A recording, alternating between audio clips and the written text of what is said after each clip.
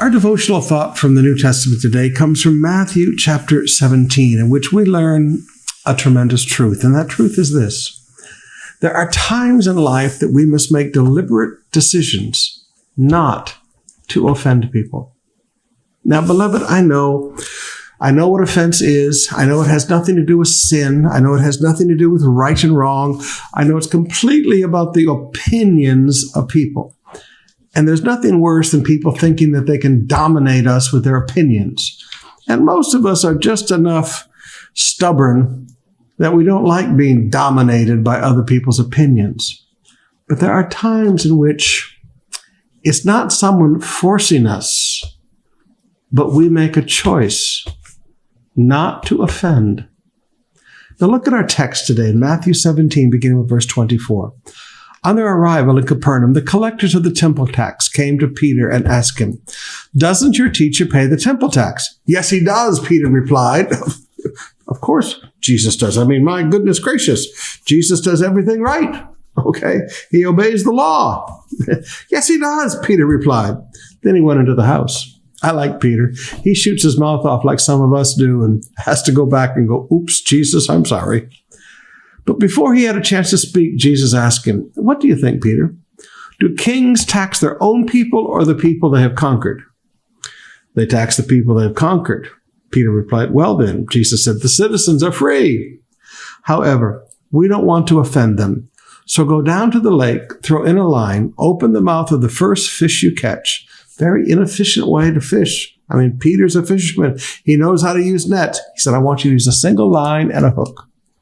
Catch the first fish you catch, and you will find a large silver coin. Take it and pay the tax for both of us." Now, every year during School of the Cross, you see those coins, because I have several of them that I've collected over the years in our trips to Israel. And I've taught you that this fish that he caught was the tilapia. It is a mouth breeder. It keeps its babies in its mouth. And when it doesn't have its young in its mouth, it picks up a rock or a little shiny object. And tilapia are known to carry coins in their mouth. Jesus, being God, was able to bring a coin right to Peter's fish hook. And when he opened it, that fish had a coin in its mouth and he paid the tax. But now to me, that's not the most important thing here. Jesus consciously made a decision to do something, not because he was forced to, not because he was controlled by people, but just because he didn't want to bring offense. This guy was not going to understand that as the Son of God, he didn't pay the temple tax. It was his Father's house. Jesus made a conscious decision, not because he was forced to, not because he was forced by public opinion, not because he was forced by somebody's bad attitude and complaining, mouth, but because he made a conscious decision. Let me illustrate. You've heard me say several times, I won't drive a Mercedes. My father wanted me to have a Mercedes. My father offered to give me the money to buy a Mercedes. My father loved Mercedes-Benzes. He had this old 450, I think it was SEL, the big long boat one. And my dad loved that car. My mama had an E-Class station wagon, and my mama loved that car. But I said, Dad, it's kind of hard to drive a Mercedes-Benz and go do visitation because everybody looks at you. And it's just better. Not that anybody, I said, if I wanted a Mercedes-Benz, the congregation would not complain. But I said, every time I went out and did visitation, it would stumble people in their neighborhoods. And so, you know what, Dad, I'm not going to do it.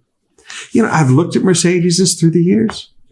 I can remember one time a friend offered me one, 14,000 kilometers, 10-year-old S500. Beautiful car, navy blue. You know how much I like navy blue. Had the same gray leather interior that my dad's car had. 14,000 kilometers, 10 years old. It was an old lady who used to just drive it from Forbes Park or Desmos Village, one of the two, up to Rustans and back every day. 14,000 kilometers. And it was 2 million pesos. It was less than a Honda Accord at the time. I thought, from a business standpoint, this is a good purchase for my family. It's a strong car. It's a safe car. If it gets hit, we'll be safe inside. The thing's going to run 100,000, 200,000 kilometers. A great economic decision, a great safety decision. I thought about it overnight. I said, no, we're not going to buy it. I said, Pastor, that was a wrong decision. No, because how do I take that car on a visitation? There are some things that you just don't need to do. Now, in each of our lives, there are things like this. And we make that decision not because somebody's complaining mouth forces us into it. We make that decision because we look around and we realize, for right now, this is the right thing to do. Learn to make those decisions.